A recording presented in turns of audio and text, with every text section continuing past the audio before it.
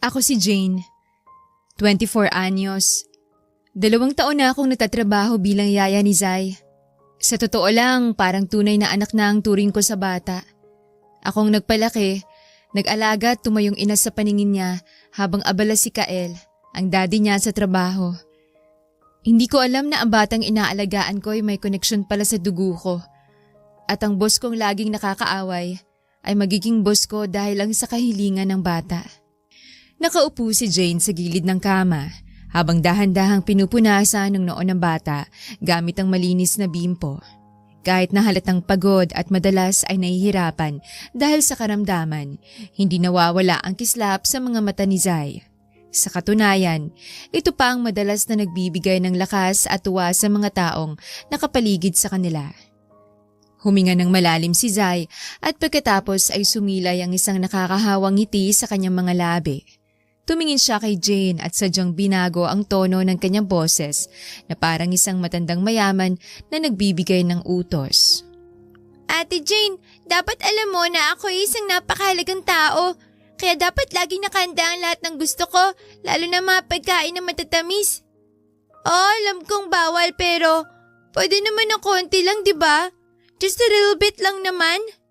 Napatawa ng mahina si Jane habang umiiling. Inilapag niya ang bimpo sa tabi at hinaplos ang buhok ng bata. Naku Zai, ikaw talaga. Kahit kailan hindi ka nauubusan ng biro. Alam mo namang para sa kalusugan mo lang yon, di ba? Kapag sumunod ka sa payo ng doktor, siguradong gagandang pakiramdam mo at makakalakad ka na rin ulit ng maayos. Tapos kapag nangyari yun, baka sakaling payagan ka ni Papa Kael na makakain ng gusto mo. But for now, we have to be patient, okay? Sumimangot ng konti si Zai pero nagkukunwari lang siya.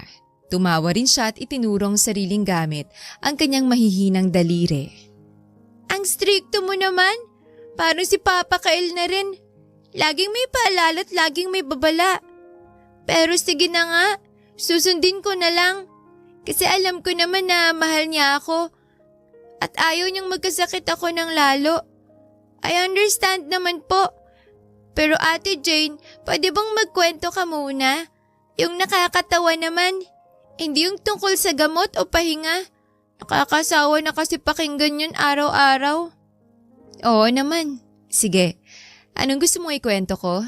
Yung tungkol sa mga kalokohan ko nung bata pa ako o yung tungkol sa mga alagang hayop sa probinsya namin? Yung tungkol sa mga hayop? Yung may nakakatawang pangyayari. Please, please, please. Sagot agad ng bata na parang bata na humihingi ng pabor kahit na halatang nahihirapan itong magsalita ng mabilis. Habang nagsisimula ng magkwento si Jane, biglang bumukas ang pinto. Pumasok ang isang lalaking may matipunong pangangatawan. Nakasuot pa rin ang kanyang formal na kasuotan na senyales na galing pa ito sa trabaho. Siya si Kael, ang ama ni Zai. Buong buhay niya ay inilaan niya para sa kapanganakan ng kanyang anak at handa niyang gawin ang lahat at itabing anumang bagay na makakahadlang sa paggaling ng bata. Dahil dito, madalas ay nakakalimutan na niyang magkaroon ng oras para sa kanyang sarili at lalong-lalo na para sa pag-ibig. Para sa kanya, sapat nang makita niyang maayos at masaya ang kanyang anak.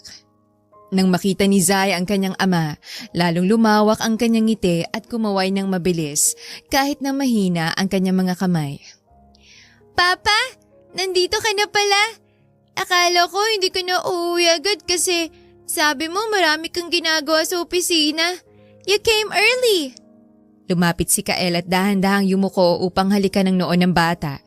Kahit na seryoso ang kanyang muka, lumambot ito nang makita ang tuwa sa muka ni Zai. Siyempre uuwi ako anak. Kahit gaano karaming trabaho, uwi pa rin ako para makita ka. Kamusta ang pakiramdam mo ngayon? Mas mabuti ba kaysa kahapon? Okay lang po ako, Papa. I'm fine naman po. Si Ate Jane ang kasama ko kanina at nagkukwento siya ng mga nakakatawang bagay. Sinasabi niya na nung bata pa raw siya, nahulog siya sa ilog habang hinahabol ang isang manok. Nakakatawa, di ba? Akala mo kung ano nang nangyari, nalunod lang pala sa mababaw na tubig. Kwento ni Zai habang tumatawa ng mahina.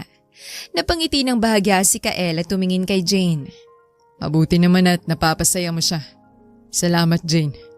Sa loob ng 2 taon, malaking tulong na gawa mo para sa amin. Hindi ko alam kung anong gagawin ko kung wala ka. Umiling si Jane bilang pagtanggi sa papuri. Huwag na po kayong magpasalamat, Sir Kael. Masaya po akong makatulong. Tsaka si Zay ang nagbibigay ng lakas sa akin. Kahit na alam nating mahirap ang sitwasyon, hindi siya nagrereklamo at laging nakangiti. Tumingin ulit si Kael sa kanyang anak at sa mga sandaling yon, naramdaman niya ang matinding pagmamahal. Takot na baka dumating ang araw na mawala sa kanya ang tanging yaman na meron siya. Pero pinigilan niya ang kanyang emosyon at pinanatiling kanyang mahinahong tinig. Zay, gagawin ko ang lahat. Lahat ng kaya kong gawin, gagawin ko. Para lang gumaling ka. Handa ko ibigay ang lahat ng meron ako. Huwag ka lang magkasakit at makakalakad ka ulit ng maayos. I promise you that. Tumingin ng maayos si Zay sa kanyang ama, bagamat nanatili ang ngiti sa kanyang mga labi. Alam ko, Papa. Alam kong mahal niyo ako at gagawin yung lahat para sa akin. Pero gusto ko lang po sabihin na kahit ano pong mangyari, masaya ako. Masaya ako dahil kasama ko kayo. Kasama ko si Ate Jane at ramdam ko ang pagmamahal niyo. I'm happy naman po whatever happens. Kaya wag na po kayong masyadong mag-isip ng mabibigat na bagay ha. Maging masaya na lang tayo habang magkakasama tayo. Tsaka wag niyo po kalimutan na kailangan niyo ring magpahinga. Minsan po kasi parang mas pagod pa kayo kaysa sa akin. Take care of yourself too, okay? Naramdaman ni Kael ang pagkirot ng kanyang puso sa sinabi ng anak. Hindi niya inakala na sa murang edad, ganito na kalalim ang naiintindihan at nararamdaman nito. Sige anak, susundin ko ang sinabi mo. Magpapahinga rin ako. Basta ikaw ay magiging mabuti at susunod ka rin sa mga payo, ha? Oo naman po, pangako yan. Cross my heart. Sagot ni Zay. Ngunit may isang katotohanan na tanging sina Jane at Kael lamang ang nakakaalam na sa loob ng mahabang panahon, hindi laging ganito ang pagitan nila. Sa katunayan, madalas silang magkasagutan, magbangayan at magkaroon ng hindi pagkakaunawaan. Mula sa maliliit na bagay hanggang sa mahalagang desisyon, parang laging magkasalungat ang kanilang mga pananaw. Nang makita ni Zay na medyo humupa na ang kanilang tawanan, bigla itong napaisip at tumingin ng palipat-lipat sa dalawang kasama. Alam niyo ba, minsan naiisip ko, napakaswerte ko. Kasi meron akong ama na handang gawin ng lahat. At meron din akong Ate Jane na parang pangalawang ina na rin ang turing ko. You two are the best people in my life. Kaya sana huwag kayong mag-aaway ha. Ayoko kasing malungkot. At mas lalong ayoko na magkahiwalay kayo. Magalit sa isa't isa. Promise me po? Napatingin agad sina Jane at Kael sa isa't isa. At mabilis ding nag-iwas ng tingin na parang mga batang nahuling gumawa ng kalokohan. Mabilis nang ngumiti si Jane at tinaplos ang buhok ni Zay. Nako Zay, ano ka ba? Siyempre hindi kami mag-aaway. Bakit naman kami mag-aaway? We're okay naman. Right, Sir Kael? Oo naman anak. Bakit kami mag-aaway? Wala naman kaming pinag-aawayan. Ang alam ko, masunurin at mabait si Jane. Kaya wala akong rason para magalit sa kanya. Why would I be mad, diba? Unti-unti nang pumikit ang mga mata ni Zay at doon na nagsimulang magbago ang ihip ng hangin. Nang masigurong mahimbing ng tulog ng bata, nagkatinginan ng dalawa at parang biglang nagbagong dating ng kanilang mga muka. Tumayo si Jane at inayos ang kumot na tumatakip kay Zay. Pagkatapos ay hinarap niya si Kael na nakaupo pa rin sa gilid ng kama. Grabe ka naman, Sir Kael. Ang galing mong umarte. Sinabi mo pa akong masunurin at mabait. Parang hindi ikaw yan ah. Kanina lang habang wala ka pa. Iniisip ko na baka hindi ka na uuwi dahil masyado kang abala sa pagiging strikto at paghanap ng mali sa lahat ng bagay. Napangisi naman si Kael at umiling. Sa loob ng 2 taon, ilang beses na tayong nagkasagutan tungkol sa kung paano alagaan si Zay. You always want things done your way. As if you know everything. Tumaas ang kilay ni Jane at tinurong sarili. Ako pa? Ikaw talagang laging nagdedesisyon nang hindi man lang nagtatanong sa akin. Halimbawa lang nung nakaraang linggo, sinabi ko sa'yo na kailangan ni Zay ng pagkain na madaling tunawin. Pero anong ginawa mo? Ipinagluto mo pa rin siya ng pagkaing matitigas? You never listen. That's your problem. Buti na lang hindi lumala ang pakiramdam niya. Kung hindi ko mapapatawad ang sarili ko at lalong-lalong hindi kita mapapatawad. At ano naman ang masama doon? Sinubukan ko lang kung kaya na ng tiyan niya. Gusto ko lang na lumakas ang katawan niya. Hindi ba't yun din naman ang gusto mo? You're just too overprotective. As if I don't care for my own daughter. At isa pa, ikaw tong laging sumasabat sa mga utos ko. Sinasabi ko na ganitong gagawin, pero ikaw pa rin ang nasusunod. Para bang hindi ako ang ama dito. Para bang ikaw may-ari ng bahay na to. Napahalakak ng mahina si Jane na tila ba natatawa sa sinabi ng lalaki. Ha! Ako pang sumasabat? Ikaw tong laging nagkakamali tapos ako pang sinisisi mo? Naalala mo ba nung nagkasakit siya ng gusto dahil pinayagan mo siyang maglaro sa labas kahit malakas ang ulan? Sinabi ko sa'yo na wag. Pero anong sabi mo? Matibay ang katawan ng anak ko, hindi siya sakitin. Tingnan mo ngayon, sinong tama? Me, right? You always think you know best, but you don't. At ikaw naman, sobrang mahigpit. Bawal ito, bawal yan. Parang nakakulong si Zay sa sarili niyang kwarto. Gusto ko lang na maramdaman niyang normal ang buhay niya. Kahit may sakit siya. Gusto ko lang na maging masaya siya. Hindi yung laging takot at alalahanin ang nasa isip niya. Is that really wrong? Wala namang masama doon. Ang masama, ang paraan mo. Ang pagiging padalos-dalos mo. Alam mo ba kung gaano ako katakot nung inuubos siya ng dugo dahil sa ginawa mo? Ilang gabi akong hindi nakatulog kakaisip na baka may mangyaring masama sa kanya. I love that girl like my own. Kaya huwag mong sasabihin hindi ko gusto ang kaligayahan niya. Ang gusto ko lang ay ligtas siya. Naiintindihan mo ba yon? Huminto sandali si Kael at tinitigan ng mabuti si Jane. Sa kabila ng kanilang palitan ng masasakit na salita, alam niyang totoo ang bawat sinabi ng babae. At alam din ni Jane na sa likod ng pagiging strikto at minsan ay kawalan ng pag-iingat ni Kael ay ang wagas na pagmamahal sa bata. Napabuntong hininga si Kael at inayos ang kanyang kwelyo. Alam kong gusto mo rin ang ikabubuti ni Zay. At aminado ako, minsan nagkakamali ako. Masyado akong nagmamadali. Masyado akong gustong gumaling siya agad kaya nakakalimutan kong mahina pa ang katawan niya. I'm sorry, okay? Happy now? Tumangutango naman si Jane habang nakahalukip-kip pero unti-unti nang nawawala ang galit sa kanyang muka. Hindi pa ako masaya. Kulang pa yan. Ilang beses mo na akong nasabihan ng masasakit na salita. Ilang beses mo na akong sinisi kahit wala naman akong ginawang masama. Ang hirap mo talagang pakisamahan. Alam mo ba yun? Sa lahat ng tao, ikaw lang nakakapagpagalit sa akin ng ganito. At ikaw lang din ang hindi ko kayang saktan ng tuluyan. Fine. I'm really sorry. I know you're doing your best. And I appreciate everything you do. Okay na ba yan? Ayan, ganyan dapat. Makinig ka kasi minsan. Hindi yung laging ikaw ang tama. At para malaman mo, mas mabuti pa akong kasama kaysa sa'yo. Mabait ako, masipag, mapagkalinga. Ikaw, masungit, seryoso, parang laging may dalang problema. No wonder you don't have time for love. Who would want to be with someone like you? Natawa ng mahina si Kael, isang tawang bihira lamang marinig mula sa kanya. Ang daming alam. Sino bang nagsabing gusto kong magkaroon ng oras para sa pag-ibig? Sapat na sa akin ang makita kong maayos si Zay. Tsaka, sino ba ang gustong magmahal ng babaeng laging sumasagot at laging nakikipagtalo? You're impossible to deal with, Jane. But, tumigil sandali si Kael at tumingin sa natutulog na bata. Pero salamat. Kahit laging tayo magkasagutan, kahit hindi tayo magkasundo sa maraming bagay, alam ko nasa isang direksyon lang tatahakin natin. At yun ay para sa ikabubuti ng anak ko. Nawala ang pang-aasar sa mukha ni Jane at napalitan ito ng sinseridad.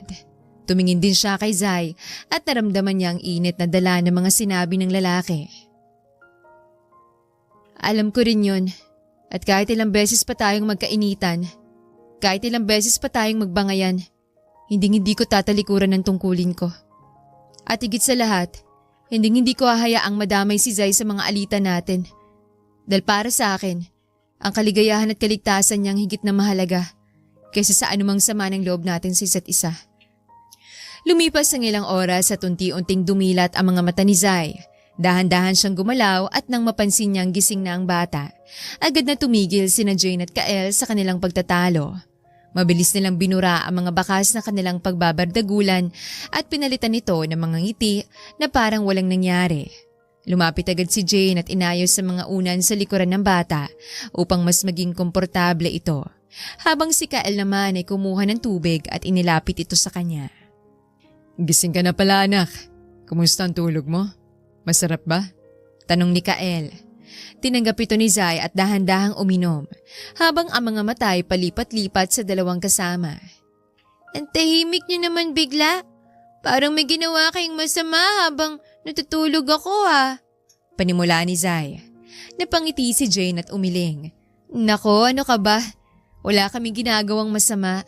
Nag-usap lang kami tungkol sa mga gagawin natin para sa'yo. Di ba, Sir Kael? Oo. Tungkol lang sa mga gamot at pagkain mo. Wala nang iba pa. Dagdag ni Kael at bahagyang nagkamot sa ulo. Tila nahihiya ng konti. Ngunit hindi na lang si Zai. Talaga lang bakit parang namumula mukha niyo?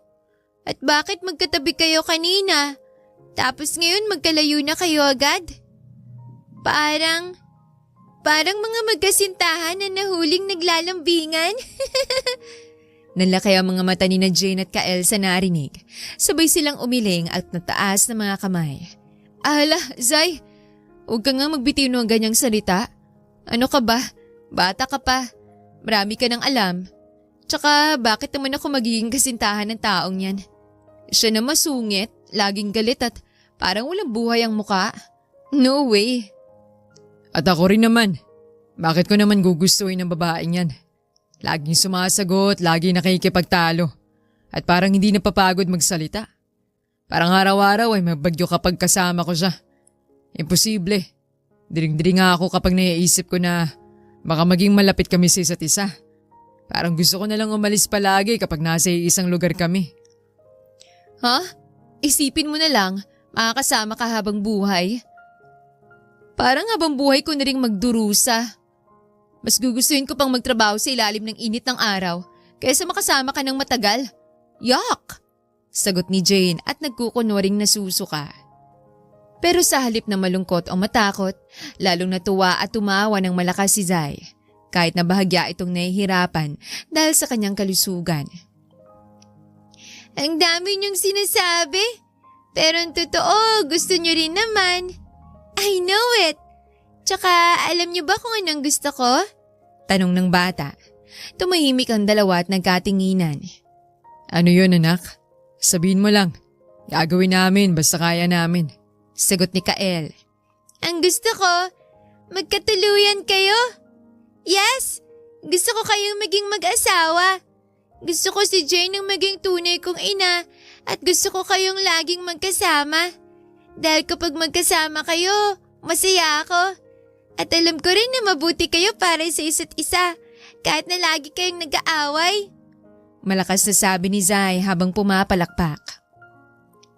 Halos mabulunan sina Jane at Kael sa narinig. Parang tumigil ang oras sa loob ng silid. Pagkatapos ay sabay silang nagsalita ng may matinding pagtanggi. Zai, anong sinasabi mo?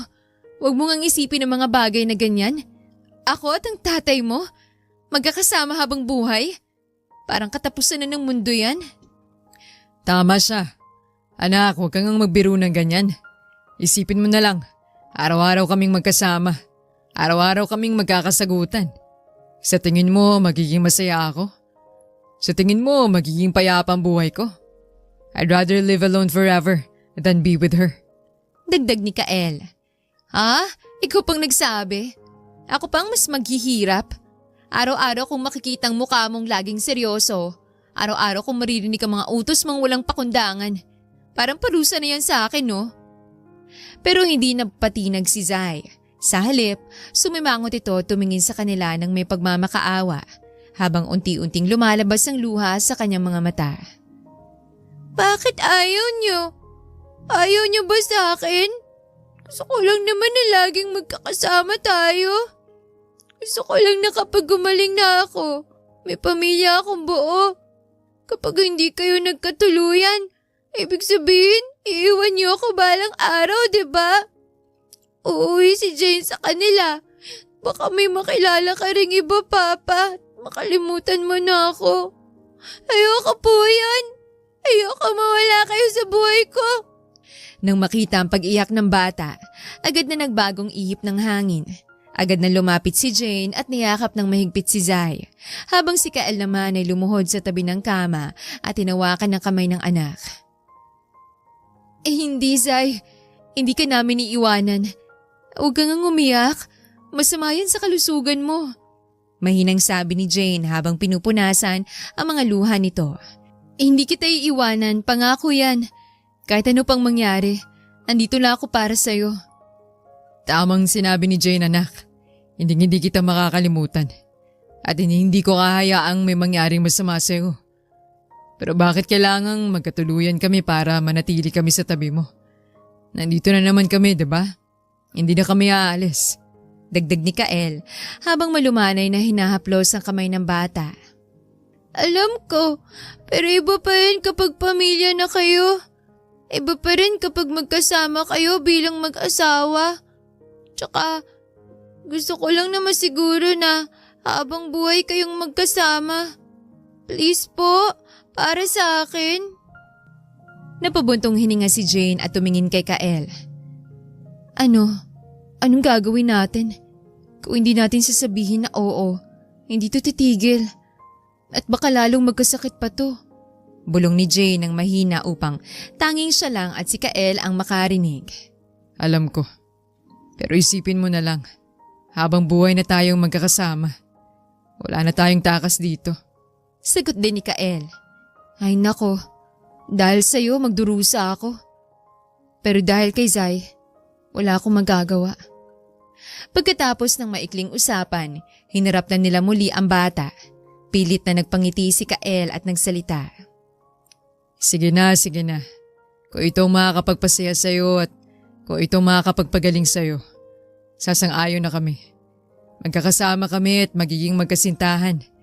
O mag-asawa o kung ano pa ang gusto mo. Basta huwag ka nang iiyak, ha? Lumawak ang ngiti ni Zai at agad na tumingin kay Jane. Ikaw naman po, Ate Jane. Hindi ka po ba magagalit? Kahit na masungit si Papa, kahit na madalas kayong mag-away, tatanggapin mo pa rin po ba siya? Oo na. Dahil lang sa'yo, Zai, tatanggapin ko na ang taong to. Kahit na alam kong araw-araw ako magagalit, kahit na alam kong araw-araw akong mapipikon, kahit na alam kong magiging mahirap ang buhay ko, gagawin ko para sa'yo. But just so you know, lumingon siya kay Kael. Huwag mong isipin na nagbago ng isip ko tungkol sa'yo. Masungit ka pa rin, makulit ka pa rin, at hindi ko pa rin gustong ugali mo. Ginagawa ko lang to dahil mahal ko si Zai. Naintindihan mo ba? Don't get any wrong ideas. Tumawa ng mahina si Kael at tumango. Kahit na halatang nasaktan ng konti, pero tinanggap na rin ito. Oo, naintindihan ko. At para malaman mo rin, wala rin akong nararamdaman na espesyal para sa'yo. Ginagawa ko rin to dahil mahal ko ang anak ko. Kaya huwag ka rin magmalaki, ha? And this is just for Zai. Nothing more. Siyempre naman. Bakit ako magmamalaki? Parang ipinagmamalaki ko pa na makakasama ka. As if. Pero sa halip na magalit, lalong natuwa si Zai. Parang nawala ang lahat ng lungkot at takot sa kanyang puso. Tumawa siya ng malakas at pumalakpak muli. Yay! Masaya na ako! Alam ko namang papayag kayo. Kahit lagi kayong nagbabardagulan, kahit lagi kayong nagtatalo, alam kong magiging masaya tayo. Tsaka alam nyo ba, ang pag-aaway nyo, yan ang nagpapasaya sa akin. Kasi kapag nag-aaway kayo, ibig sabihin pinapansin yung isa't isa. At ibig sabihin, mahalaga kayo sa isa't isa. Ay nako, Zai. Zai, ano bang gagawin namin sa'yo? Sabi ni Kael. Lumipas ang ilang linggo at unti-unting humina ang katawan ni Zai. Ang dating batang laging tumatawa at puno ng biro ay ngayon ay madalas na nakahiga. Nahihirapan kahit sa paghinga lamang. Napilitan siyang maipasok sa ospital at doon ay lalong lumala ang kanyang kalagayan. Araw at gabi ay nandoon sina Jane at Kael. Walang pagod na nagbabantay. Ang mga ngiti at asaran na madalas nilang gawin ay napalitan na ng pananahimik at mga dasal, habang hinihintay kung anong magiging kapalaran ng batang mahal na mahal nila. Isang hapon, habang sinusubukan ni Jane na painumin si Zai, biglang nanlambot ang katawan nito at pumikit ng mariin. "Zai! Zai!" Sigaw ni Jane habang nanginginig ang buong katawan. Agad na lumapit si Kael at tinawag ang mga doktor at nurse. Nagkagulo sa loob ng silid, habang ang dalawa ay nakatayo sa isang sulok, hawak ang kamay ng bata at hindi mapigilan ang pag-iyak. Gumising na siya, pero kailangan nating maging tapat. Maikli na lang ang natitirang oras niya. Handa na niyang harapin ang lahat at ang kailangan niyo lang gawin ay ibigay ang anumang hilingin niya habang may oras pa. Sabi ng doktor ng mahinahon. Pumasok silang dalawa at nakita nilang nakadilat na ang mga mata ni Zai. Nang makita sila, ngumiti ito ng bahagya at dahan-dahang iniunat ang mga kamay. Lumapit agad si Kael at hinawakan ito, habang si Jane naman ay lumuhod sa tabi ng kama at pinunasan ng mga luha na tumutulo na ng walang tigil. Anak, nandito kami. Huwag ka na mag-isip ng iba. Magpahinga ka lang. Gagawin namin ang lahat para gumaling ka. Pangako. Sabi ni Kael kahit na alam niyang mahirap na itong mangyari. Umiling ng bahagya si Zai at huminga ng malalim bago nagsalita. Papa, Ate Jane, wag na po kayong magsinungaling. Alam ko na. Alam kong malapit na akong umalis. At bago mangyari yun, may hiling po ko. Isang hiling na matagal ko nang gustong mangyari. Pero ngayon ko lang kayang sabihin ng totoo. Nagkatinginan ng dalawa at muling tumingin sa bata. Kahit ano pa yan, Zai, sasang-ayon kami. Ano man ang gusto mo, ibibigay namin. Sagot ni Jane kahit nanginginig ang tinig. Ang gusto ko, maging pamilya tayo ng tuluyan. Gusto ko magpakasal kayo. Kahit dito lang sa loob ng ospital. Kahit simple lang. Gusto kong makita na magkasama kayo bilang mag-asawa. Gusto ko bago ko umalis, makita kong buong pamilyang pinapangarap ko. Please po, ito na lang po ang hiling ko. Wala na ako ibang hihilingin pa. Nanlaki ang mga mata ni na Jane at Kael. Hindi nila inaasahan na ito ang sasabihin ng bata. Sa loob ng mahabang panahon, lagi nilang tinatawanan ang ideyang ito. Lagi nilang sinasabing hinding-hindi mangyayari. Pero ngayon, sa harap ng batang nagmamakaawa at may konting oras na lang, parang nawala ang lahat ng pagtanggi sa kanilang mga puso. Anak, alam mo namang hindi to ganun kadali. Tsaka kung magpapakasal man kami, kailangan itong dumaan sa tamang proseso. Sa gobyerno, sa simbahan. Hindi to basta-basta lang. Sabi ni Kael. Ngunit muling nagsalita si Zai. Alam ko po. Alam kong hindi to magiging legal agad. At alam ko rin po na hindi niyo naman talaga mahal ang isa't isa. Ginagawa niyo lang to para sa akin. Okay lang po yun. Ang mahalaga, makita ko lang na nagkakasundo kayo. Na tinatawag ko na kayong mama at papa. Kahit walang pirma sa papel, kahit walang official na seremonya, basta sa harap ko magpakasal kayo. Pakita niyo sa akin na pamilya na tayo. Yan lang pong gusto ko. Hindi na nakapagsalita si Jane. Ang luha na kanina pa tumutulo ay lalong bumuhos habang nakatingin sa batang nagmamahal sa kanila nang higit pa sa inaakala nila. Tumingin siya kay Kael. Kael, wala na tayong ibang magagawa. Ito na lang hiling niya. Kahit anong sabihin natin, kahit anong dahilan ng ibigay natin. Sige anak, gagawin namin. Kung ito ang magpapasaya sa'yo, kung ito ang hiling mo, sasang-ayon kami. Magpapakasal kami dito mismo sa loob ng kwartong to. Kahit walang ibang saksi, kahit walang opisyal na magsasagawa. Basta para sa'yo, gagawin namin ang lahat. Happy ka na ba?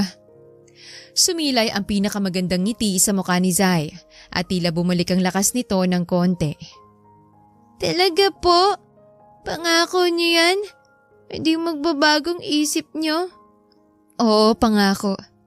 Kahit ano pang mangyari, tutuparin namin ang hiling mo. Sagot ni Jane. Agad na inutusan ni Kael ang mga nurse na maghanda ng mga simpleng gamit.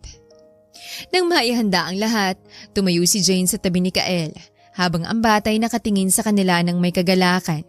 Ang isa sa mga doktor na sumasagot kay Zai ang nagsilbing tagapagsalita bilang pagsang-ayon sa kahilingan ng bata. Haharap kayo sa isa't isa at sasagot kayo ng totoo. Ayon sa inyong puso at sa pangakong ibibigay nyo para sa kaligayahan ng batang ito. Panimula ng doktor. Tumingin ang doktor kay Kael. Kael, tinatanggap mo ba si Jane bilang iyong kabiyak? At nangangako kang sasamahan mo siya. Aalagaan at ituturing na bahagi ng iyong buhay. Hanggat may buhay ka. At para sa kapakanan ng batang mahal na mahal niyong dalawa. Oo, tinatanggap ko si Jane. Nangangako ko na sasamahan ko siya. Aalagaan at ituturing na bahagi ng aking buhay. Gagawin ko ang lahat ng aking makakaya. Hindi lang para sa kanya, kundi higit sa lahat para kay Zai. Ngumiti si Zai at pumalakpak ng mahina. Pagkatapos ay lumingon naman ng doktor kay Jane. Jane, tinatanggap mo ba si Kael bilang iyong kabiyak? At nangangako kang sasamahan mo siya. Tutulong sa kanya at magiging kasama niya sa lahat ng bagay. Hanggat kinakailangan. At para sa ikasasaga ng batang ito na nagbuklod sa inyong dalawa. Oo, tinatanggap ko si Kael. Nangangako ko na sasamahan ko siya. Tutulong sa kanya at magiging kasama niya sa lahat ng bagay. Nang matapos ang kanilang mga sagot, kinuha ng doktor ang simpleng laso at itinali ito sa kanilang mga kamay bilang tanda na kanilang pagsasama. Sa harap ng Diyos, sa harap ng batang nagmamahal sa inyo at sa harap ng bawat taong nakakakita, itinuturing ko na kayong mag-asawa. Mula ngayon, magkakasama kayo at magiging pamilya kayo. Nito. Pagkatapos nito, lumapit sila pareho sa tabi ni Zai at sabay na yumuko upang halikan ang noon nito. Anak, natupad na ang hiling mo. Mag-asawa na kami. Sabi ni Kael habang hinahawakan ang kamay ng bata. Salamat po. Salamat po, Mama Jane. Papa Kael, ito ang pinakamasayang araw ng buhay ko. Kahit kailanman, hindi ko po ito makakalimutan. I love you both so much, my parents.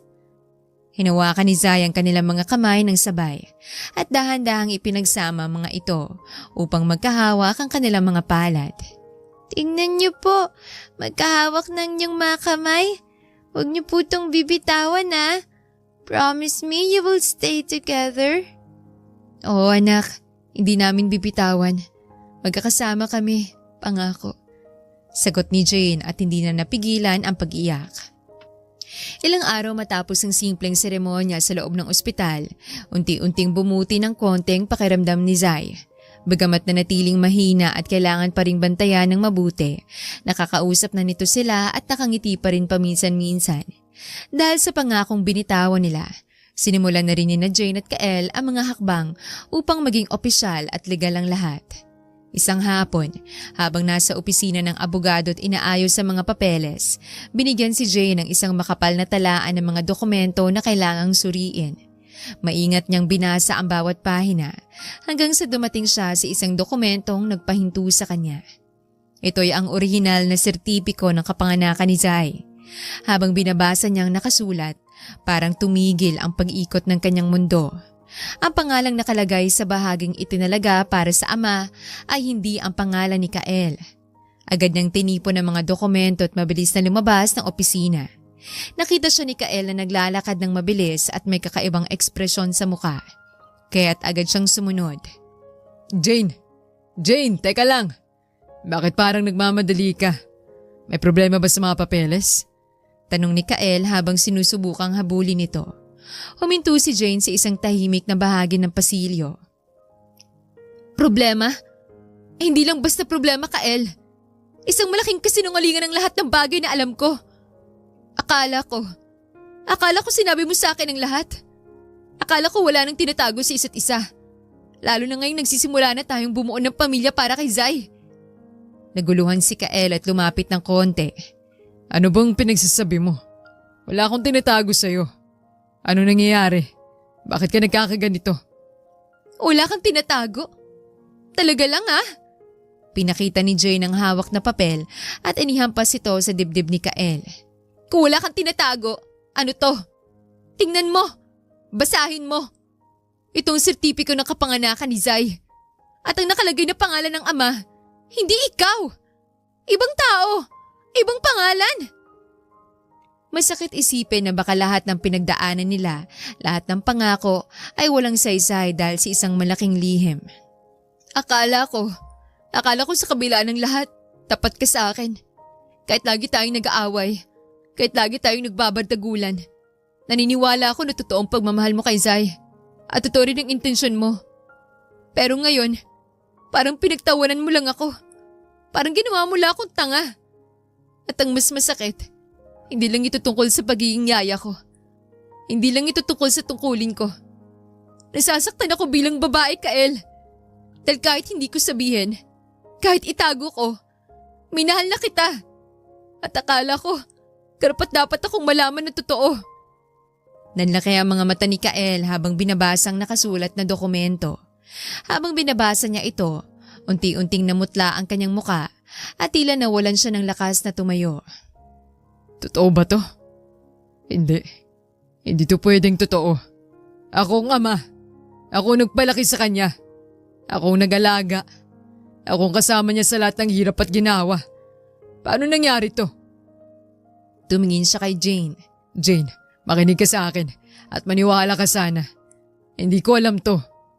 Sa buong panahon na lumipas, akala ko ako ang tunay niyang ama. Ang kanyang ina, ang babaeng minahal ko noon. Sinabi niya sa akin na ako ang ama at walang ibang tao. Nang ipanganak si Zai, nasa tabi ako. Nang lumaki siya, akong kasama. Nang magkasakit siya, ako ang gumawa ng lahat ng paraan. Hindi ko alam. Hindi ko alam na may ibang pangalan na nakalagay. Hindi ko alam na hindi pala ako ang biyolohikal niyang ama. Walang nagsabi sa akin. Paano nangyari yan? Paano mo hindi nalaman? Ilang taon nang nakalilipas, hindi ba't sinuri mong lahat ng bagay? Paano mo nalimutang tingnan ang mga dokumentong to? Paano ko malalaman? Nung ipinanganak siya, hawak ko siya agad. Sinabi ng nanay niya na akin siya. Pinaniwala niya ako ng buong buo. Hindi ko inakalang kailangan kong pagdudahan ng sarili kong anak. Pero nanditong ebidensya, Kael. Papel to. Legal na dokumento. Paano mo pwedeng hindi malaman na may ibang pangalan dito? Dahil nagtiwala ako.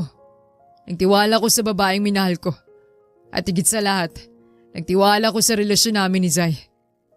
Sa paningin ko, anak ko siya. Sa puso ko, akin siya. Ano bang magagawa ng pirma at pangalan ko ako naman ang nagpalaki sa kanya? Napahinto si Jane at napabuntong hininga ng malalim. Nakita niya ang sakit sa mga mata ni Kael at napagtanto niya na wala talagang mali rito. Pero, paano na ngayon? Paano kung malaman to ni Zai? Paano kung mabasa niya to? Alam mo kung gaano siya kasensitibo ngayon. Kung malaman niya na hindi pala kayo magkadugo. Baka isipin niya na wala siyang pamilya. Baka isipin niya, itataboy natin siya. Nanlumo si Kael sa naisip. Hinawakan niya ang kanyang ulo at napayuko. Ganon nga. Hindi ko kayang sabihin sa kanya. Hindi ko kayang sirain ang mundo niya. Siya lang ang meron ako. At kahit hindi kami magkadugo, siya pa rin ang anak ko. Walang magbabago doon. Kaya dapat itago muna natin to. Sa ngayon habang mahina pa siya, habang lumalaban pa siya, huwag muna nating sasabihin. Hindi pa siya handa. At lalong hindi tayo handang ipaliwanag ang lahat. Pero paano? Paano kung magtanong siya? Paano kung hanapin niya to? Itatago natin ang dokumentong to. Gagawa tayo ng paraan. Ayusin natin ang mga papeles kung kinakailangan. Pero sa ngayon, mananatiling katotohanan ang alam niya. Ikaw ang papa niya at akong mama niya. Tayong pamilya niya. Determinadong sabi ni Jane. Pero matagal ba nating itatago to? Habang buhay? Tanong ni Kael. Hanggat kailangan. Hanggat kailangan niya tayo. Ang mahalaga ngayon, gumaling siya. Ang mahalaga, masaya siya at payapang isip niya. Sige, gagawin natin ang sinabi mo. Itatago muna natin. Wala nang ibang makakaalam nito kundi tayong dalawa lang. Pangako? Tanong ni Jane. Pangako. Anak ko pa rin siya. Kahit anong sabihin ng papel na to. At ikaw pa rin ang asawa ko sa paningin niya at sa paningin ko. Kailangan nating magtulungan. Inabot ni Jane ang kamay ni Kael at mahigpit itong hinawakan. Oo, walang sisihan. Solusyon lang. Protektahan natin siya. Kahit kailangan nating magsinungaling ng konti para sa kaligayahan niya. Tara na, bumalik na tayo sa ospital. Baka naghahanap na yun. Sabi ni Kael at itinagong dokumento sa loob ng folder. Pagdating nila sa kwarto, gising na gising si Zai at nakangiti nang nakatingin sa pinto. Mama, Papa, andyan na pala kayo. Masiglang bati nito. Ang tagal niyo po ah. Ano pong nangyari sa mga papeles? Okay na po ba lahat? Oo anak, okay na lahat. Inayos na namin lahat. Wala ka nang iintindihin. Pamilya na talaga tayo. Yay! Sabi sa inyo eh. Kasi alam ko, kahit anong mangyari, pamilya tayo. Dugo man o hindi, mahal niyong isa't isa at mahal niyo ako. Di ba, Mama? Biglang nanigas si na Jane at Kael. Nanlaki ang mga mata nila at hindi makapagsalita. Aha, anak, anong sinabi mo? Nauutal na tanong ni Jane. Tumawa ng mahina si Zai. Alam ko po. Matagal ko na pong alam. Nakita ko na po dati ang papel na yan eh. Pero hindi ko po kayo tinanong kasi alam ko may dahilan kayo. Zai, ikaw, alam mo na? Nanginginig na sabi ni Kael. Opo, pero para sa akin po wala pong pinagbago. Kasi ikaw po ang papa ko. Ikaw pong nagpalaki sa akin. At ikaw naman po, Mama Jane. Ikaw ang nagmamahal sa akin. Dugo lang po yun pero pagmamahal ang bumubuo sa pamilya. Kaya huwag po kayong mag-alala. Okay lang po sa akin. Basta huwag niyo lang po akong iiwan. Hindi na napigilan ni na Jane at Kael ang pag-iyak. Niyakap nila ang bata ng mahigpit. Lumipas ang ilang buwan at tila isang himala ang nangyari. Ang dating batang laging nakahiga, mahina at puno ng paghihirap ay ngayon ay masigla na. Tumatakbo at tumatawa ng malakas. Tuluyan ang gumaling si Zai. Dahil sa magandang balitang ito, napagdesisyonan ni na Jane at Kael na dalhin si Zai sa probinsya upang bisitahin ang mga magulang ni Jane at doon ipagdiwang ang paggaling. At syempre, dahil mag-asawa na sila, kailangan nang ipakilala ng formal si Kael bilang manugang. Pagdating sa bahay ay sinulubong sila ng mainit na yakap ng mga magulang ni Jane. Masaya ang lahat, lalo na't nakitang malakas na ulit si Zai. Habang nagkukwentuhan sa sala, biglang kinuha ni Mang Pedro ang isang lumang album ng mga litrato at ipinakita sa kanila. O ano, kamusta na kayo? Ang laki na ng bata ah. Buti na lang gumaling na. Masiyang sabi nito habang binubuklat ang album. Jane, tingnan mo nga to. Ang ganda talaga ng kapatid mo noong dalaga pa.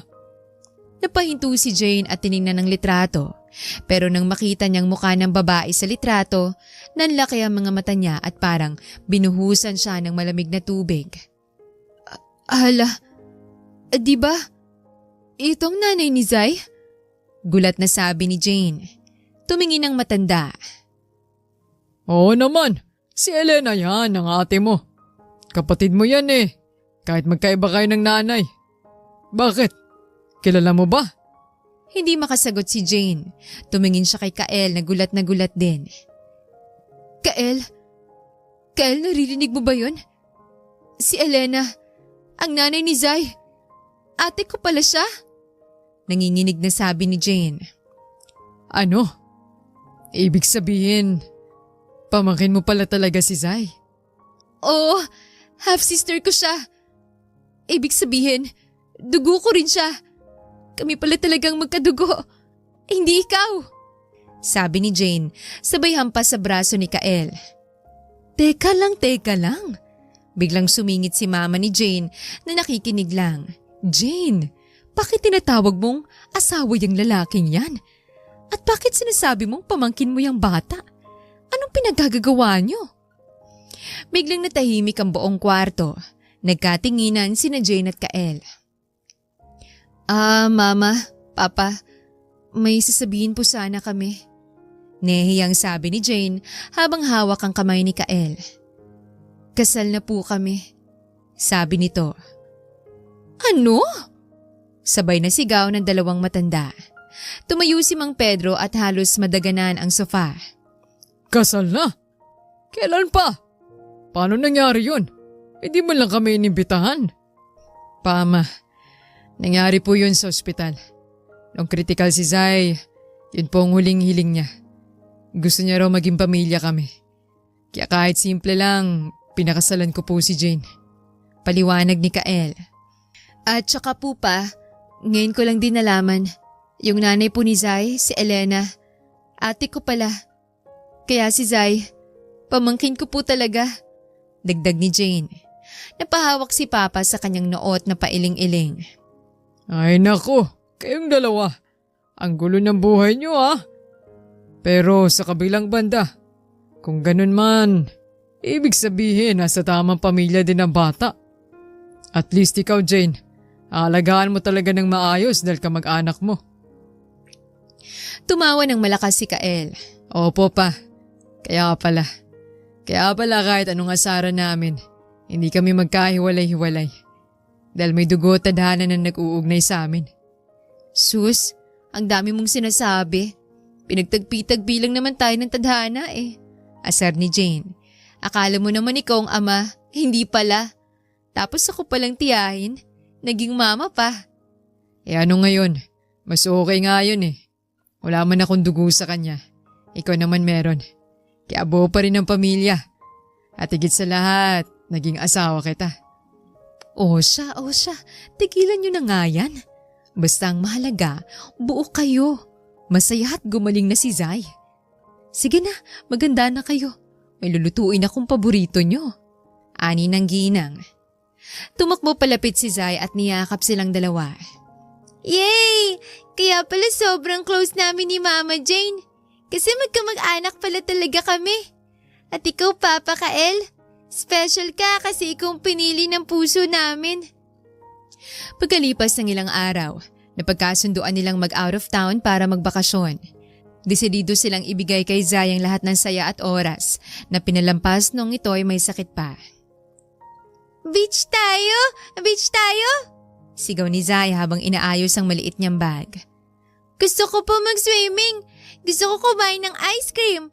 At gusto ko po na magkahawak kamay kayo ni Papa habang naglalakad. Napahinto si Jane at namula ang pisngi. Ahala, anak, bakit ba ang hiling mo pangialaman ng buhay namin? Kayo na lang dalawang magkahawak. Naku, hindi pwede. Dapat kayo. Kasi mag-asawa kayo. Tsaka gusto ko sana magkaroon na rin ako ng kapatid para may kalaro ako. Halos mabitawan ni Kael ang hawak niyang maleta at muntik nang mabilaukan. Si Jay naman ay namula hanggang tenga at hinampas ang braso ni Zai ng mahina. Zai, ano bang pinagsasabi mo? Ang bata-bata mo pa para mag-isip ng ganyan? Sigaw ni Jane. Tumawa lang ng malakas si Kael at tumapit kay Jane. Nako Jane, narinig mo yun? Request ng anak natin Sabi niya gusto niya na ng kapatid. Responsibilidad natin yun Sus, ang kapal ng muka. Huwag kang assuming no. Kahit anong mangyari, hindi mangyayari yun. Pinipilit lang tayo ng sitwasyon. Sagot ni Jane sabay talikod pero halatang kinikilig din sa loob-loob niya. Habang nasa sasakyan, si Zai ang nasa gitna. Nakatulog agad ang bata dahil sa excitement kanina. Naiwan silang dalawa ni Kael na tahimik. Biglang inabot ni Kael ang kamay ni Jane. Napaigtad siya. Kael, ano ba? Bulong niya pero hindi binibitawan ng kamay nito. Shh, tulog na eh. Hayaan mo na. Ang tagal na rin nating hindi nagkaroon ng oras para sa atin. Tsaka totoo naman sinabi ni Zay eh. Mag-asawa na tayo. Bakit ba ang hirap mong suyuin? Dahil masungit ka pa rin. Tsaka baka magbago lang isip mo. Sagot ni Jane pero dahan-dahan na ring hinawakan pabalik ang kamay ni Kael. Hindi na magbabago. Simula nung nalaman kong hindi akong tunay na tatay. Pero ikaw palang tunay na tiyahin. Mas lalo kong naramdaman na tadhana talagang naglapit sa atin. Para alagaan siya. At para mahalin kita. Puwisit ka talaga. Pinapayak mo na naman ako eh. Sabi ni Jane sabay punas ng luha. Nang magising si Zai, nandun na sila sa magandang lugar malapit sa dagat. Wow, ang ganda-ganda po! Sigaw ng bata at tumakbo palayo. Zai, dahan-dahan lang. Sigaw ni Jane. Biglang hinila ni Kael si Jane palapit sa kanya at akmang hahalikan sana sa noo nang biglang lumingon si Zai. Oh, sweet naman ng parents ko. Yay! Kain na po tayo. Tsaka mama, papa, promise niyo po gagawin niyo yung request ko na magkaroon ako ng kapatid. Please? Nagtinginan sina Jane at Kael at parehong namula. Sus, bata pa masyado yung nasa isip mo. Sabi ni Jane sabay takip sa muka. Pero hinawakan siya ni Kael sa bewang at bumulong sa tenga niya. Bakit? Ayaw mo ba talaga? Subukan natin para masaya. Kael? Sigaw ni Jane at tinulak ito pero tumawa lang ang lalaki. Habang naglalakad sila papunta sa cottage, magkahawak kamay silang tatlo. Si Zai ay nasa gitna, pasigaw-sigaw ng kanta at sina Jane at Kael. Mama Jane, huwag ka na po magalit. Kasi makikita niyo po, magkakaroon din tayo ng baby soon. Ramdam ko. Sabi ni Zai. Oo na. Ikaw talaga. Sige na, kain na tayo. Sagot ni Jane habang nakayakap na rin ng mahigpit kay Kael. Paglipas ng ilang araw, naging abala sila sa paghahanda para sa pagpasok ni Zai sa paaralan. Excited na ang bata pero syempre, nandun pa rin ang pag-aalala ni na Jane at Kael sa kalusugan nito. Pero kahit kailan, hindi mawawala ang kanilang asaran. Kael naman eh, bakit bang dumi-dumi mo na naman? Isang oras na ako naglilinis tapos ikaw, kalat agad. Sigaw ni Jane habang hawak ang walis. Sus, ang arte mo naman. Bahay to, hindi museo. Tsaka si Zai nga naman ang nagkalat eh. Bakit akong sinisigawan mo? Depensa ni Kael habang nakataas ang kamay na parang sumusuko. Dahil ikaw ang tatay. Dapat maging example ka. Ay, ang hirap talaga kasamang taong makalat. Iritang sabi ni Jane at padabog na inayos sa mga unan. Napangisi lang si Kael at lumapit. Alam na niya ang galawan. Sige na, sorry na. Galit ka na naman. Alam ko na gagawin ko para tumahimik ka. Sabi ni Kael sabay labas ng wallet. Tumigil si Jane at dahan-dahang lumiwanag ang muka. Ha? Ano? Anong gagawin mo? Bibili ako ng paborito mong milk tea. At yung mga cheese donuts na laging hinahanap-hanap mo. Sige na, order na ako. Okay na ba? Biglang nawala ang kunwaring galit ni Jane at napangiti. Sige na nga. Pero dagdagan mo na rin ng fries ha. At wag matamis masyado yung sauce. Ayan, ang dali mo naman palang pakiusapan eh. Bakit ba ang taas ng pride mo? Natatawang sabi ni Kael at tinaplos ang buhok niya. Sus, bumuli ka na nga lang. Baka magsisi ka pa. Nakita lang sila ni Zai na nakaupo sa sofa at napailing-iling. Ay nako, lagi na lang ganyan. Away kanina, bati ngayon dahil sa pagkain. Kayo talaga mama at papa, parang bata. Sabi ni Zai sabay higa. Lumapit si Jane at kiniliti ang bata. Aba, sumasabat ka na ha? Ikaw kaya ang dahilan kung bakit kami nag-aaway eh. Kasi po alam ko naman na magbabati rin kayo agad. Lagi naman po eh. Tsaka masaya po ako kasi kahit nag-aaway kayo, hindi kayo naghihiwalay. Sabi ni Zai ng seryoso. Napatingin sina Jane at Kael sa isa't isa at napangiti na lang din. Dumating ang unang araw ng pasukan. Nakabihis na si Zai. Anak, tandaan mo huwag masyadong tatakbo ng mabilis baka mapagod ka. Tandaan mo, kakagaling mo lang. Paalala ni Jane habang inaayos ang kwelyo nito. Opo, Mama. Promise po. Mag-iingat po ako. Sagot ni Zai. Lumingon si Kael sa guro at seryosong seryoso. Ma'am, pakibantayan mo ng maiging anak namin Pag naramdaman niyang nahihilo o pagod, ipahinga niyo po agad. At huwag pong papasukin sa mga mabibigat na activities. Opo, sir. Don't worry po. Babantayan po namin.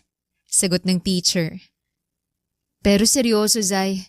Kapag may naramdaman kang masama, sabihin mo agad sa teacher Tatawagan lang namin agad. Sabi ni Jane.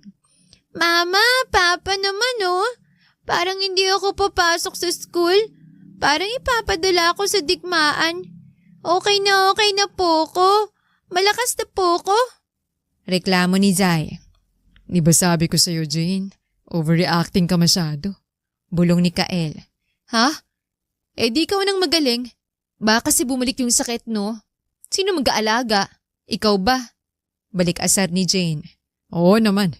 Siyempre, asawa kita. Anak natin siya. Ang gagawin ko lahat. Sagot ni Kael ng malakas. Namula si Jane at tinapik siya sa braso. Tumahimik ka nga. Maraming tao. Yay! Ingat po kayo, Mama at Papa. Babawi ako sa pag-aaral. Magkakaroon ako ng medals para sa inyo. Sigaw ni Zai habang papasok sa gate. Naiwan silang dalawa nakatingin. Alam mo, Jane, Ano na naman? masaya ako. Kahit ang gulo ng simula. Kahit lagi tayong nag-aaway, nandito tayo. Buo tayo. At gagawin ko lahat para manatiling ganito. Sabi ni Kael at hinawakan ng kamay nito. Sige na nga. Pero tandaan mo, kapag hindi mo binili yung milk tea ko mamaya, gera ulit tayo. Banta ni Jane sabay ngisi.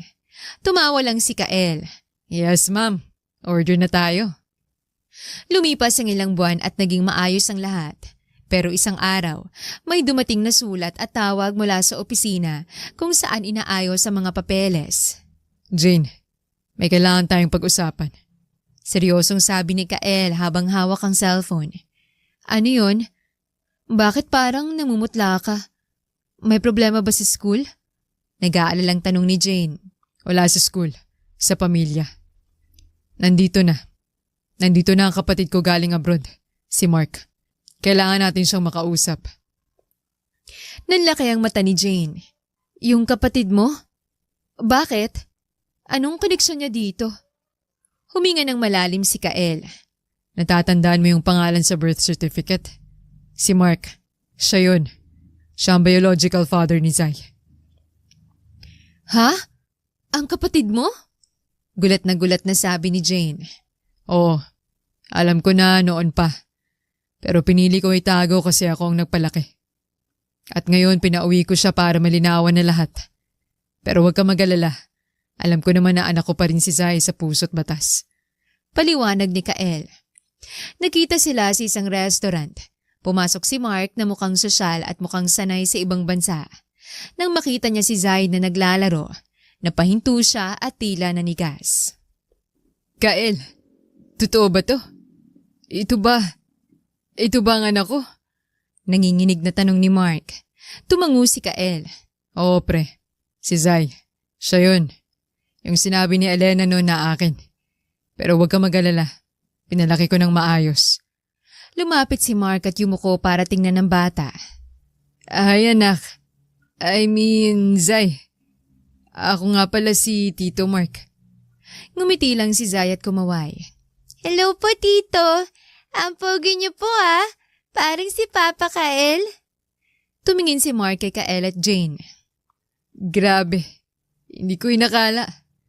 Ilang taon na siya. Ang laki na. Sobrang nagpapasalamat ako sa inyo. Lalo na sa iyo, Kael. Kapatid kita. Ginawa mong hindi magagawa ng ibang kapatid. Inako mong responsibilidad. Kahit hindi naman talaga sa iyo. Oo na. Drama na naman. Sabi ni Kael sabay tapik sa balikat ng kapatid. Pero ito ang usapan. Nandito ka para malaman ng totoo. Okay na yon. Pero wala kang balak kunin si Zay, diba? Kasi alam mong dito siya masaya. Dito siya lumaki. Agad na umiling si Mark. Hindi ka, El. Hindi ko gagawin yun. Nasa abroad ako, may sarili na akong buhay dun. At higit sa lahat, nakikita ko sa mata niyo na mahal niyong bata. Kayo ang parents niya. Ako lang nagbigay ng buhay pero kayong nagbigay ng mundo sa kanya. Talaga? Seryoso ka? Tanong ni Jane. Oo naman. Tsaka ayokong sirain ng pamilyang binuo niyo. Si Zay, sa inyo na yan. Legal na, moral pa. Wala akong karapatang agawin siya. Lalo na't wala naman ako nung panahong kailangan niya ng magulang. Sagot ni Mark ng tapat. Lumapit si Zay at tinawakan ng kamay ni Mark. Tito Mark, bakit po parang lungkot-lungkot nyo? Dito na lang po kayo sa amin minsan para may kalaro na rin si Papa. Kasi lagi po silang nag-aaway ni Mama eh. Kwento ni Zay. Tumawa ng malakas si Mark. Oo nga pala. Kamukha ako sa nung bata ako, no? Ang kulit. Sus, mas makulit ang papa niya. Asar ni Jane. Ay nako, buti na lang at naintindihan mo, Mark. Sabi ni Kael. Kasi kung inagaw mo siya, baka naging magkaaway pa tayo. Pero dahil mabait ka, treat kita. Siyempre, kapatid kita eh. At salamat ulit. Ingatan niyo ang anak ko. Anak niyo. Biro ni Mark. Lumipas ang ilang linggo at naramdaman ni Jane ang kakaibang pagbabago sa katawan niya. Nang magpa-check up sila, doon nakumpirma ang hinala. Congratulations po! Positive po! 2 months pregnant na po si ma'am. Masayang sabi ng doktor. Nanlaki ang mga mata ni Kael at hindi makapaniwala. Tumingin siya kay Jane na namumula na naman dahil sa narinig. Talaga? Totoo ba yun? O magkaka-baby na tayo? Tuwang-tuwa si Kael at akmang yayakapin sana si Jane. Pero biglang umatras si Jane at seryosong tumingin sa kanya. Oo, at sino may kasalanan yan? Ikaw. Ikaw tong mapusok. Ang sabi ko naman sa'yo, mag-ingat tayo. Ang aga-aga pa. Ang dami pa nating inaasikaso. Si Zay, ang trabaho, ang mga papeles. Paano na to? Bakit ka nagagalit? Dapat masaya tayo eh. Regalo to ni Lord. Magkaka-baby tayo. Nagkatotoo. Depensa ni Kael. Masaya? Paano kung hindi ko kayang panindigan? Paano kung napilitan lang tayo sa lahat ng bagay na to? Kael, ang bigat-bigat. Sigaw ni Jane at tumakbo palabas ng klinik. Humabol naman si Kael. Jane, teka. Anong pinagsasabi mo? Mahal kita. Mahal natin ang isa't isa. Ano bang problema? Wala. Ayoko muna makitang mukha mo. Uuwi muna ako sa parents ko. Doon muna ako hanggang sa may masmasan ako. Sigaw ni Jane at sumakay agad ng taxi at iniwan si Kael na nakatulala. Umuwi si Kael na malungkot at mag-isa. Nakita siya ni Zay na galing school at tumakbo palapit. Papa, welcome home. Nasaan po si Mama Jane? Bakit wala siya? Di ba sabi niya may bibilhin lang siya? Tanong ni Zay habang tumitingin sa likod ni Kael. Napabuntong hininga si Kael at lumuhod para pantayan ng anak. Anak, umuwi muna si Mama sa bahay nila lolo't lola. Nagka-misunderstanding kasi kami saglit. Nanlaki ang mata ni Zay at biglang sumimangot. Nawala ang ngiti sa labi niya. Ha? Umuwi? Nag-away kayo? Bakit? Sabi ko naman po sa inyo, huwag na kayong mag-away eh. Lalo na ngayong may baby na tayo, di ba? Sigaw ni Zay at naiyak na. Gulat na gulat si Kael. Alam mo na, anak? Alam ko po. Ramdam ko po eh. Kaya nga po ako sobrang happy. Tapos ngayon maghihiwalay kayo? Papa naman eh. Bakit ba ang kulit-kulit niyo? Ang saya-saya na natin. Tapos sisirain niyo lang? Zay, anak, hindi. Hindi kami maghihiwalay. Galit lang si Mama saglit kasi natatakot siya siguro. Paliwanag ni Kael. Dapat pinigilan niyo po siya. Dapat pinakita niyo na mahal niyo siya. Hindi yung pinapauwi niyo lang. Paano kung doon na siya tumira? Paano kung hindi na siya bumalik? Ano na lang mangyayari sa baby? Ano na lang mangyayari sa atin? Humahagulgol na sabi ni Zai. Niyakap ito ni Kael ng mahigpit. Huwag ka nang umiyak, anak. Masama sa'yong umiyak. Sorry si Papa. Babawi ako. Pangako. Babalikan natin si Mama. Pipilitin nating umuwi siya. Tinulak ni Zai si Kael palayo. Sige po, puntahan niyo na siya ngayon din. Hindi po ako kakain. Hindi po ako matutulog hanggat hindi bumabalik si Mama at hindi kayo nagbabati. Galit po ako sa inyo. Galit ako kay Mama at lalo na sa iyo, Papa. Tumalikod si Zai at sumigaw pa. Kayo na nga lang ang meron ako tapos mag-away-away kayo. Ang daya-daya niyo. Doon naramdaman ni Kael ang bigat ng konsensya. Tama si Zai. Ang tanga niya kung hahayaan lang niya ito. Kinuha niya ang susi ng kotse. Dali-daling sumakay si Kael ng kotse at nagtungo sa bahay ng mga magulang ni Jane at handang makipagbalikan at ayusin ang lahat. Dahil alam niyang hindi pwedeng mawala si Jane sa buhay nila. Kaya pala ganon kabigat ang nararamdaman ni Jane dahil sa hormones at mood swings. Kahit maliit na bagay lang, nagiging malaking issue sa kanya. Mabilis siyang mainis, mabilis umiyak at minsan ay parang ibang ugali. Nang malaman ito ni Kael at ng mga magulang ni Jane, doon sila naliwanagan. Hay naku Kael, intindihin mo na lang ang asawa mo.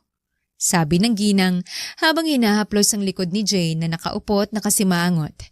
Ganyan talaga kapag buntis. Sumasabay ang emosyon. Minsan masaya, minsan parang may nagkasala sa buong mundo. Opo ma, naintindihan ko naman po. Sagot ni Kael kahit medyo bugbog sarado na sa asaran. Kahit sigawan niya ako, kahit itaboy niya ako, tatanggapin ko. Basta wag lang niyang isipin na iwan ko siya o hindi ko mahal ang bata. Lumingon si Jane at nanlilisik ang mata. Sus, akala mo naman kung sino ka? Ewan ko ba kung bakit kita pinakasalan? Ang ingay-ingay mo kaya? Umalis ka na nga sa paningin ko? Pero imbes na magalit o umalis, ngumiti lang si Kael at lumapit. Dahan-dahan niyang hinaplos ang tiyan ni Jane. O sige, tatahimik na ako. Pero hindi ako aalis. Dito lang ako. Kahit anong mangyari, dito lang ako sa tabi mo hanggang sa mga anak ka. Kahit araw-araw tayong mag-away. Kahit araw-araw mo akong sigawan. Kakayanin ko. Basta ikaw at ang baby mo, safe and healthy. Namula si Jane at biglang napaiyak. Buisit ka. Bakit bang bait-bait mo? Nakakainis ka. Dapat nagalit ka na lang para may dahilan akong magwala. Tumawa ng mahina si Kael at niyakap ito ng mahigpit. Hindi ako magagalit sa iyo, Mrs. De La Cruz. Pinagdadaanan mo lang yan. Andito lang ako para damayan ka. Lahat ng gusto mo, ibibigay ko. Milk tea, donuts, kahit anong prutas o pagkain na hinahanap-hanap mo, kukunin ko. Dahil sa lambing at pasensya ni Kael, unti-unting humupa ang galit ni Jane. Sumandal na lang siya sa dibdib ng lalaki at humagulgol. Sorry Hindi ko naman sinasadya. Bigla na lang akong naiinis. Bigla na lang akong natatakot. Natatakot ako. Baka hindi ko kayang maging mabuting ina. Bulong ni Jane. Kaya mo yan. At nandito naman ako Magtutulungan tayo. Tayo-tayo lang meron tayo. Sagot ni Kael. Samantala, dumating si Zai galing school. Pagpasok niya, nakita niya si Jane na umiiyak habang yakap ni Kael. Mama? Papa? Okay lang po ba kayo? Galit pa rin po ba kayo sa isa't isa? Tanong ni Zai nang nag-aalala. Humarap si Jane at ngumiti kahit may luha pa sa mata. Ayos na kami anak. Sorry na. Sorry si Mama kasi masungit. Hormones lang daw to. Zai, ikaw na bahala magbantay kay Mama ha? Kapag masyado na siyang masungit, pakainin niyo ng sweets. Opo, Papa. Don't worry po. Aalagaan ko po si Mama at si Baby. Masayang sagot ni Zai at dahan-dahang ipinatong ang kamay sa tiyan ni Jane. Hello, baby! Wag po munang guluhin si Mama, ha? Magpapakabait ka dyan, ha? Araw-araw may asaran. Minsan galit si Jane dahil mainit ang tubig. Minsan galit siya dahil malamig ang aircon. Minsan gusto niya ng maasim. Minsan gusto niya ng matamis. Pero sa bawat galit ni Jane, may handa ng pagkain o lambing si Kael. Tinanggap ni Kael ang lahat. Wala siyang choice kundi intindihin, mahalin at pasayahin ang asawa niya hanggang sa araw na maisilang nila ang kanilang munting anghel. Dahil alam niya, sa dulo ng lahat ng iyak at sigawan, mas matibay pa ring magmamahalan silang pamilya. Lumipas ang ilang buwan at dumating ang pinakahihintay na araw. Isang malusog at gwapong baby boy ang ipinanganak ni na Jane at Kael. Pinangalanan nilang Zion ang bata. Nang makita ni Zai ang kapatid niya, halos sumabog siya sa tuwa. Yay! Kapatid ko na! Ang cute-cute po niya! Mukhang magiging pogi din siya gaya ni Papa. Sigaw ni Zai habang nakadikit sa salamin ng nursery. Salamat po, Lord! Natupad din ang wish ko. Nakatayo naman sina Jane at Kael sa likod niya. Magkahawak ang kamay at nakangiti habang pinagmamasdan ng kanilang pamilya. Paglipas ng ilang taon, Kael naman sabi ko naman sa'yo, iligay mo sa tamang lugar yung gamit mo. Kaalat na naman. Sigaw ni Jane habang nagwawalis. Sus, ang arte mo naman. Bahay to, hindi hotel. Tsaka ginagawa ko lang para may ginagawa ka Sagot ni Kael sabay lapit at biglang yumakap sa bewang ni Jane. Tsaka mas gwapo ko kapag medyo makalat, di ba? Ew! Ang kapal ng mukha mo. Bitaw nga. Baka makita tayo ng mga bata. Namumula na sabi ni Jane pero hindi naman kumakalas. Ay nako, sanay na sila. Tsaka gusto ko ipakita sa kanila na kahit nag-aaway tayo, mahal na mahal natin ang isa't isa. Bulong ni Kael at hinalikan nito sa pisngi. Sa salay nakaupo si Zai na ngayon ay malaki na at estudyante habang buhat-buhat at pinaglalaroan ng maliit na si Zion. Tingnan mo na lang sila. Lagi na lang ganyan. Away bate, bate away.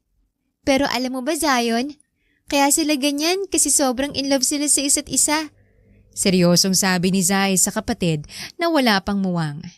Mama, Papa, tigilan niyo na nga yan. Maghalikan na lang kayo diretso para tapos. Sigaw pa ni Zai. Zai, anak? Ang dumi ng imahinasyon mo? Sigaw pabalik ni Jane habang tumatawa. Totoo naman Kayo na nga ang pinakamasiyang mag-asawa Sagot ni Zai. Lumapit si Kael at kinarga rin si Zion. Oo nga anak, masaya tayo. Lahat ng pinagdaanan natin, lahat ng hirap, lahat ng lihim, nagbunga ng ganito. Salamat Kael, sa pasensya, sa pagmamahal. Kahit ang sungit ko pa rin minsan, bulong ni Jane. Sus, sanay na ako dyan. Tsaka mahal kita. At hindi yun magbabago. Sagot ni Kael at hinalikan ng noo ni Jane. Sa kwento ni na Jane, Kael at Zai, pinatunayan nila na kahit gaano pa kabigat ang problema, kahit gaano karami ang lihim at hadlang, at kahit madalas silang mag-away, nanatili silang matatag at puno ng pag-asa. Dahil sa positibong pananaw ni Zai at sa wagas na pagmamahal ng dalawa, ang dating sakit at lungkot ay napalitan ng saya at paghilom. Ang dating imposible ay naging posible.